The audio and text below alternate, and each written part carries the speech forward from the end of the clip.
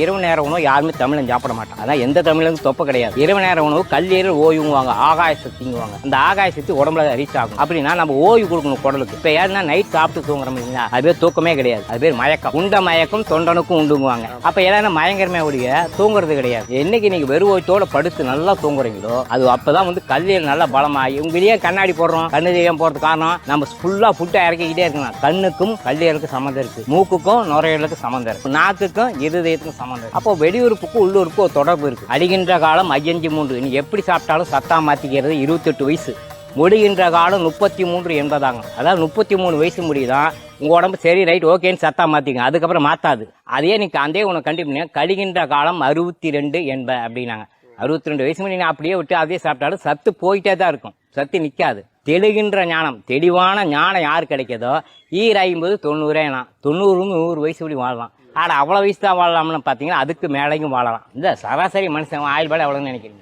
ஒரு இன்னைக்கு காலத்துல ஒரு 65 இருந்து 70 75 80 அப்படி கிடையாது. மனிதனோட ஆயுள் பாடு வந்து 300 வருஷம். டாக்குமெண்ட் நேச்சுரோபதியில போனீங்கன்னா ஒருத்தர் வயசுக்கு வர்றது வந்து 20 மாசம்.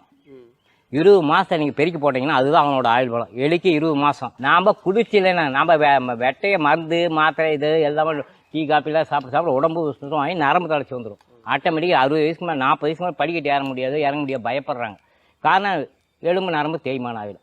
அப்போ எலும்பு நரம்பு தேய்மானத்துக்காக முதல்ல வந்து இந்த டீ காப்பி தான். அதுக்கு முன்னாடி நம்ம நாட்டில் என்ன சாப்பிட்டாங்கன்னா சுக்கு காப்பி, ஆவாரம் பூட்டி, செம்பருத்தி பூட்டி, இது மாதிரி மூலிகை வச்சு தான் எல்லாமே டீ குடிச்சோம். டீ குடிக்கிறதெல்லாம் நம்ம பழக்கத்தில் இல்லை இருந்துச்சு. எப்படின்னா விருந்தோம்பல் ஒன்று இருந்துச்சு, அது டோட்டலிங்க எல்லாமே. காலையில் இருந்து டீ காப்பின்னு எல்லாத்துக்கும் நாளில் நீராகாரம் தான் சாப்பிட்டு இருந்தாங்க. அப்போ வந்து உடம்பு குளிர்ச்சியாக வச்சுருந்தாங்க. அப்போ இதுக்கு வந்து ஒரு போகம் தான் விளைஞ்சது, இப்போ 3 போகம் விளையுது. இன்னும் அப்படியே கொஞ்சம் அதெல்லாம் மாற்றி இது பண்ணியிருக்கு. இப்போ நம்ம சித்த மருத்துவத்தில் முன்னெல்லாம் போன வைத்தியத்தில் ஏப்பா 3 மாதம் இதை சாப்பிடாதப்பா 6 மாதம் சாப்பிடாதப்பா சரிங்க சாமி அப்படின்வாங்க. இன்றைக்கி அப்படி கிடையாது. பத்தியம்னு ஒன்று இருந்துச்சு. நீங்கள் பத்தியம் சொன்னால் அந்த பக்கம் பக்காவதாக ஓடிடுறாங்க. எனக்கு நான் எதை வேணாலும் சாப்பிட்டுக்குவேன், ஏன் நான் மருந்தையும் சாப்பிட்டுக்கணும் அப்படிங்கிற மெத்தேடு மக்கள் இருக்காங்க. அதனால் என்ன பண்ணுறது, நோய் குணமாகலாம் நோயை அடக்கி வைக்கிற மருத்துவம் தான் நிற்குது. அதுக்கு பேர் பெயின் கில்லர். நம்ம இப்போ எதுவுமே பெயின் கில்லரை தான் நம்ம ஃபர்ஸ்ட் விரும்புகிறோம்.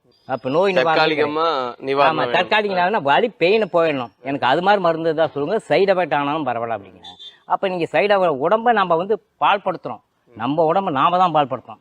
அதனால தன்னை தானறிந்த பின்னே தனக்கு ஒரு கேடு இல்லை, தன்னை தானறியாமல் தானே கெடுகின்றான், தன்னை அறியும் அறிவை அறிந்த பின் தன்னை தானே அர்ச்சிக்க தான் இருந்தானே அப்படின்னு. உயிர் 1, உடல் 2, தோஷங்கள் 3, வேதங்கள் 4, பஞ்சபூசக்திகள் 5, 6 ஆதாரங்கள், 7 சக்கரங்கள், அட்டாங்க யோகம் 8, நவதுவாரங்கள், தசவாயுக்கள் 10.